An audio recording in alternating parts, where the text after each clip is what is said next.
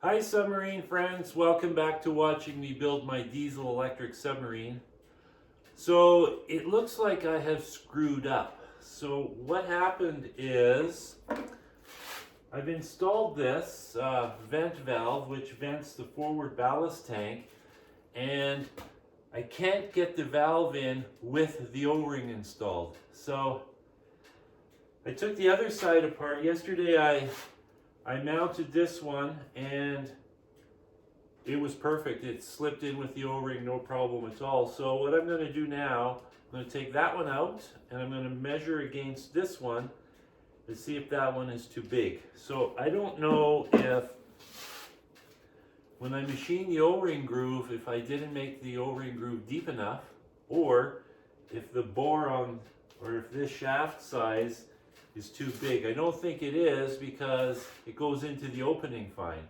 So that would mean I probably didn't make the O-ring groove deep enough, which is really surprising to me because whenever I machine these things, I always test fit while the part is still in the chuck of the lathe, because once you take it out, it's very difficult to get it back in and dialed in just perfect. So I'm not a good enough machinist to pull things like that off, so I play it safe and I check it in the lathe. Anyways, I'm going to take this off and see what's going on. You know, yesterday was unbelievably productive. I got the exhaust system built, I got the snorkel assembly built, and I got the other valve mounted. Like, amazing.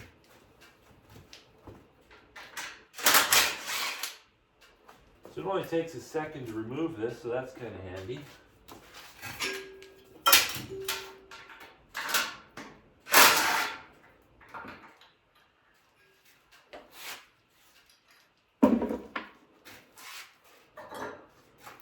Okay, so just going to measure it here. First I'll measure the other one. I mean, it really doesn't matter because they could be machined different anyways. 890.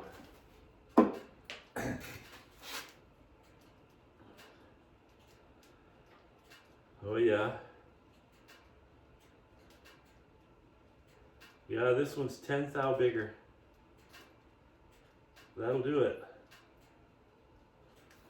So what I'm going to do, I'm just going to pop this O-ring in. I think this is the right one. I got to get a headlight. Hold on. Okay. So let's see. Let me get that in there.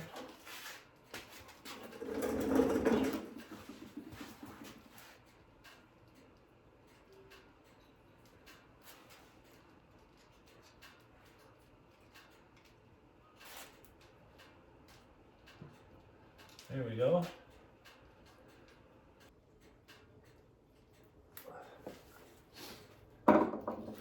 Let's see here, I'll try it again.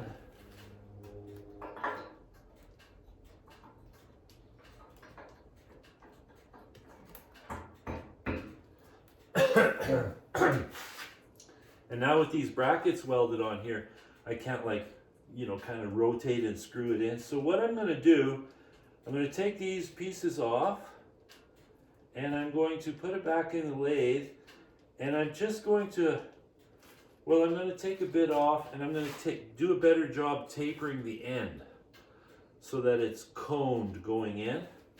I'm just going to get a measurement here, see.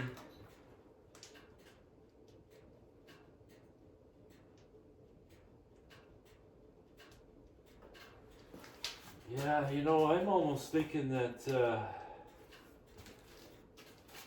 I'm almost wondering if it's the O-ring is just too, I mean, I'm 40 thou. That's a lot. Actually, I'm more. I'm 50 thou.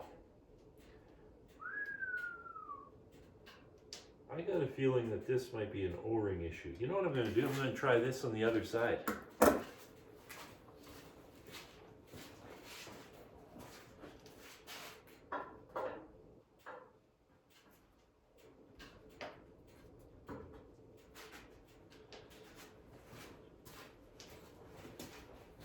I can't with these pieces on, so I'm going to have to take them off first in order to get a good reading on what's going on. I guess everything can't work out perfect every time, but this is really weird for me. I usually don't have this kind of problem. Just because I'm a rookie machinist, and so I take extra precautions.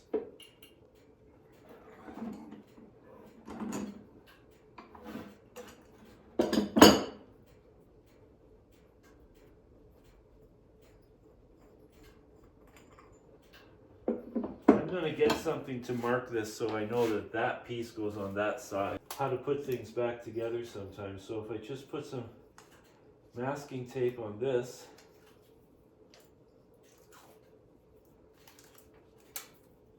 the reason it matters is if the threads are different, the gap will be different between the mounting pieces. So like this bolts on here, right? It's not going to work on this side.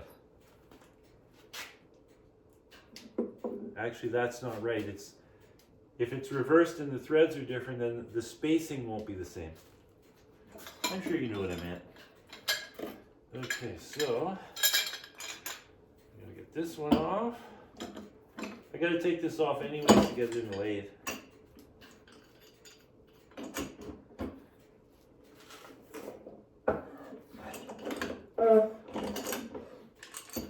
It's a bit of a process to put this in the 4-jaw chuck. It takes a while to get it lined up, but I got a couple of tricks up my sleeve. So let's try it again.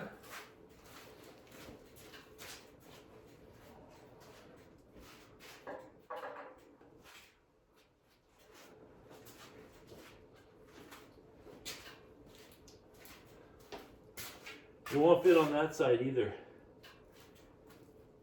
Wonder if this one will fit on this side.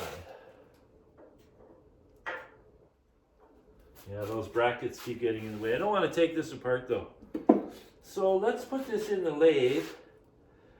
I'm going to take that 10th thou off and I'm going to taper it. And if it still doesn't work, then I may have to find some different O-ring cord and make an O-ring, or find a different, maybe a metric O-ring. Anyways, I'm going to try this first before I get too worried about it.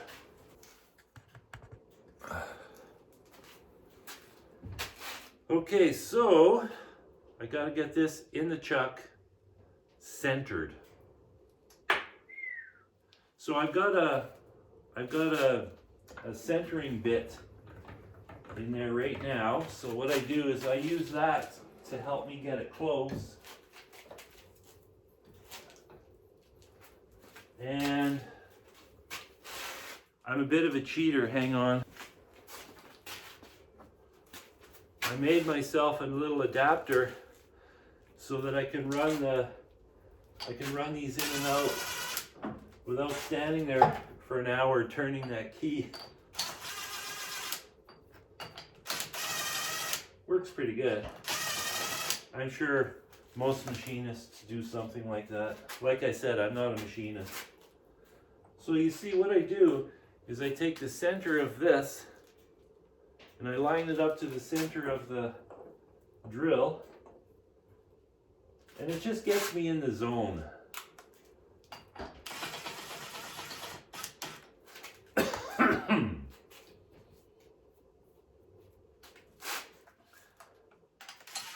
As soon as it touches, I'm going to just give her a rotate. Like so. Okay, well I can tell it's got to go more.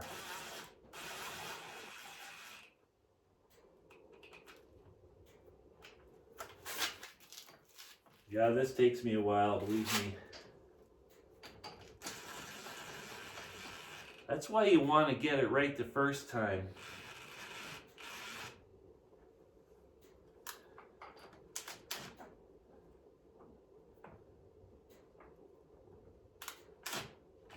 But I'm getting there.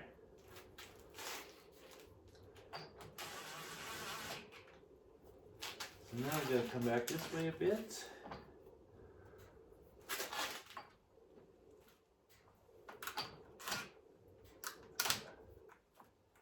Okay.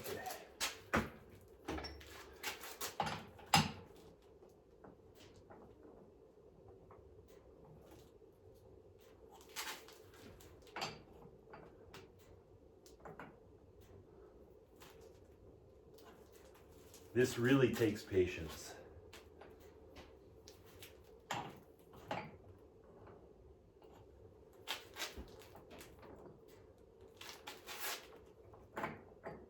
There we go.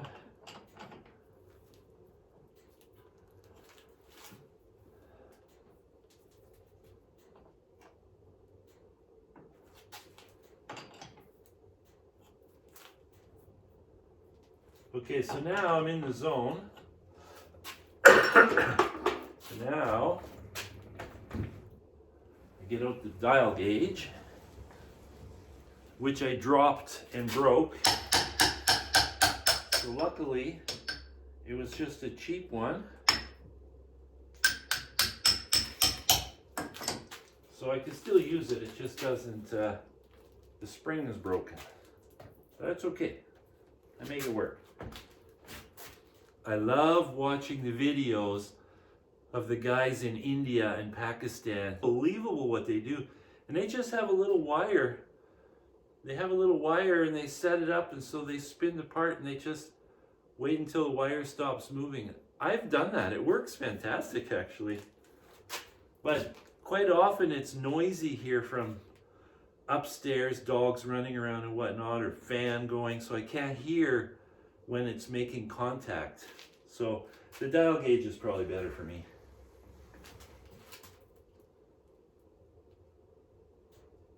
Like I said, I am not a machinist. I have to do it by necessity. But I do like it. It's one of my favorite things to do. I just make sure I have enough material to make the part twice.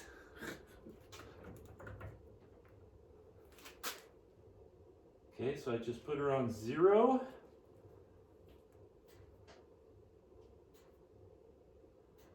Boy, that's not bad. That's 30 thou out. That's pretty darn good. Just gonna grab a hammer because I got a feeling it's just a little twist.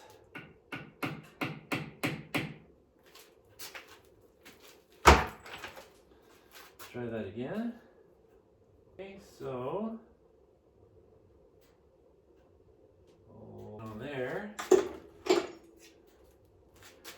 This caliper is for rough work, and the other one is for precision, and it stays in the case. Okay.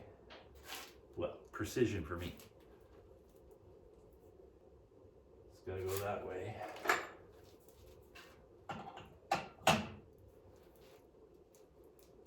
Sometimes you get lucky, sometimes you can spend an hour doing this. But whatever it takes, you gotta do it.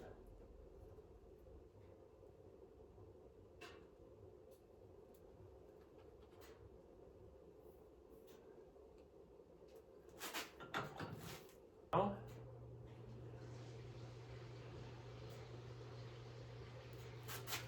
has to go that way has to go that way 10 thou.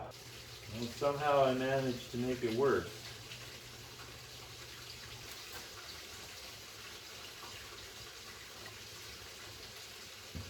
Okay, we are within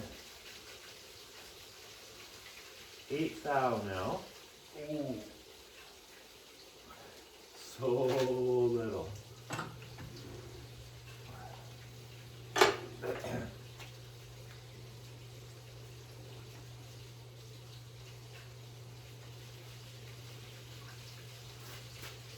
I'm within 2 thou, and I'm going to take 10 thou off. So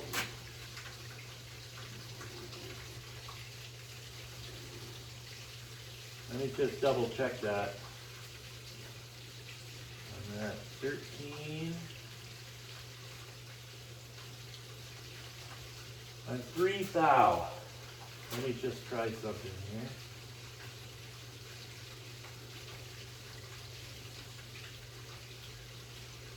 Give her one more tap with the hammer.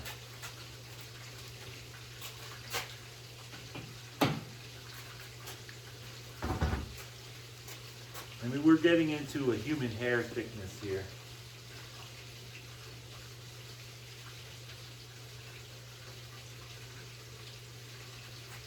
I'm within 1/1000th of an inch. I can live with that. So, we lock her in gear.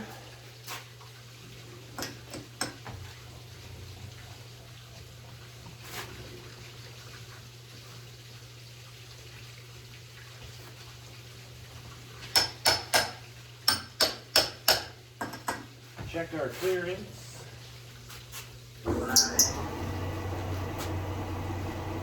Now I'm just going to keep the RPM low and go really slow.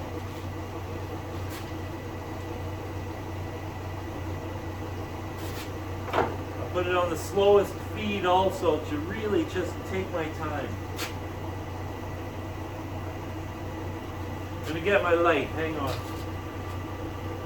Right on the work.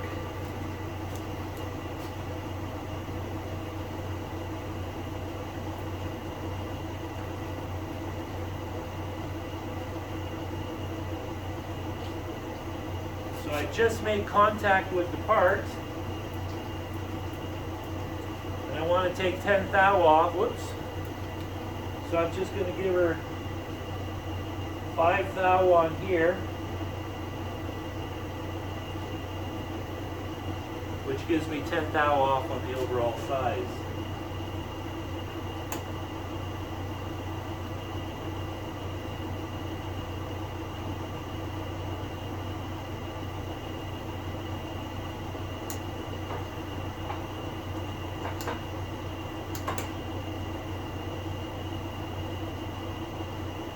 Yeah, that feed is really, really slow.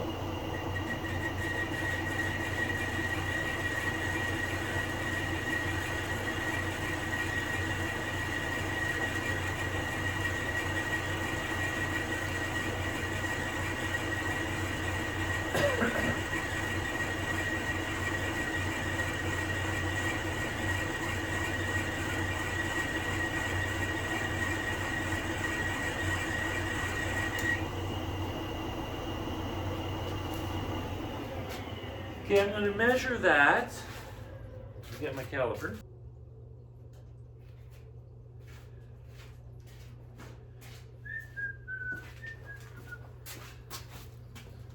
Okay, let's see what we got.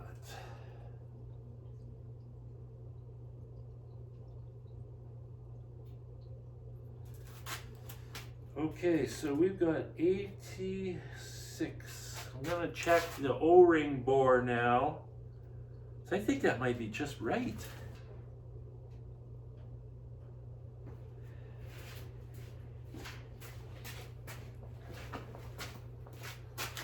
Okay, that's at 780.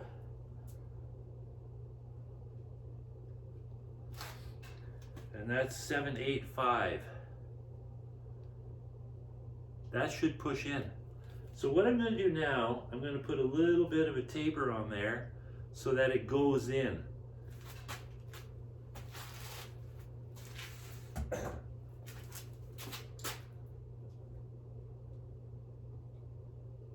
Okay, let's see if we can do this. I'm going to speed it up for that.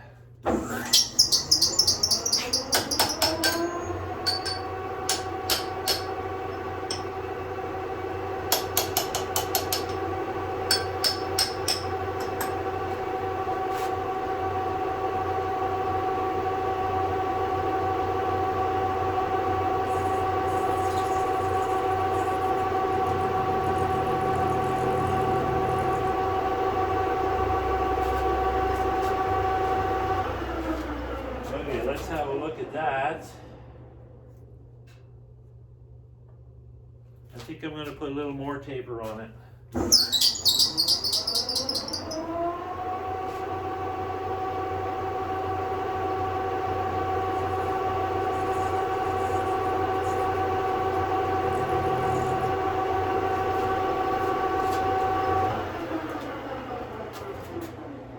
I think what I'm going to do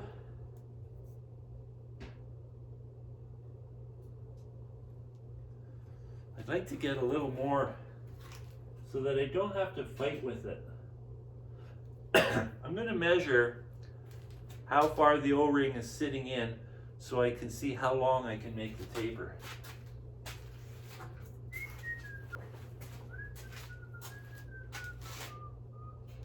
So it's just under 1/4 of an inch.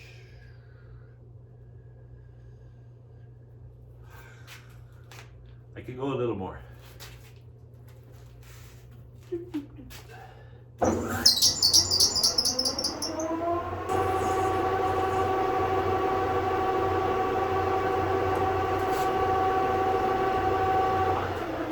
going to get some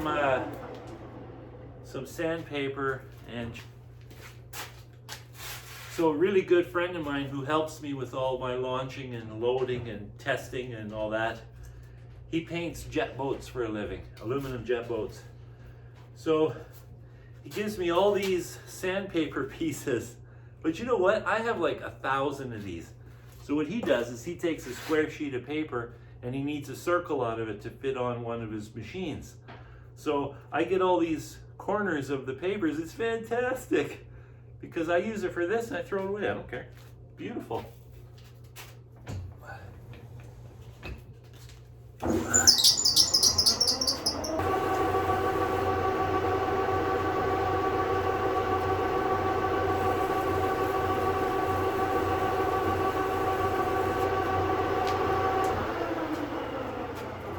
Okay.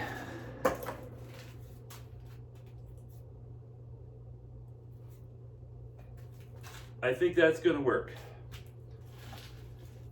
But what I'm going to do, I'm going to mark the location of the valve in the chuck, and I'm only going to loosen these two teeth, jaws rather.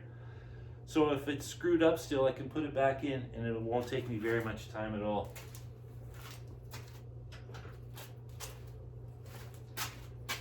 You see, this is proof that I screw up often because I'm very good at marking things so that when I screw it up, it's quick to fix.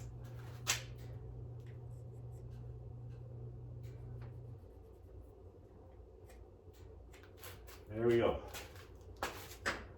Okay.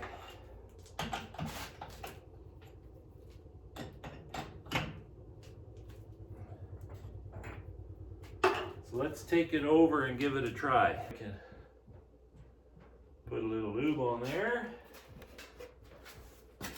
Okay. Wish me luck.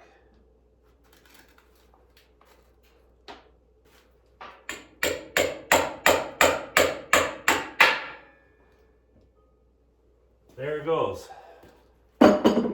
So, I think that's okay.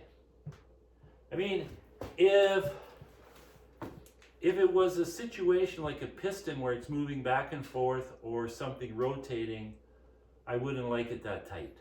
But because it's stationary, it's fixed, static, I think it's fine. So, now all I gotta do is re-thread tape those, put her back on for a final test fit. Then it has to come off again because I want to grind them up, make them a little nicer, and paint the back sides of everything. So I'll put it all together now and continue test fitting the pipe that goes to the front and everything. And then before I paint the submarine and before I put this whole deck assembly on, I have to paint all of this because that may not come off for quite a while. And I'll paint all these. I'll take it apart again and I'll paint all these pieces because they're together. So there's no way to paint it when it's all assembled. So I'm just going to call that a day and get this put back together. Ciao.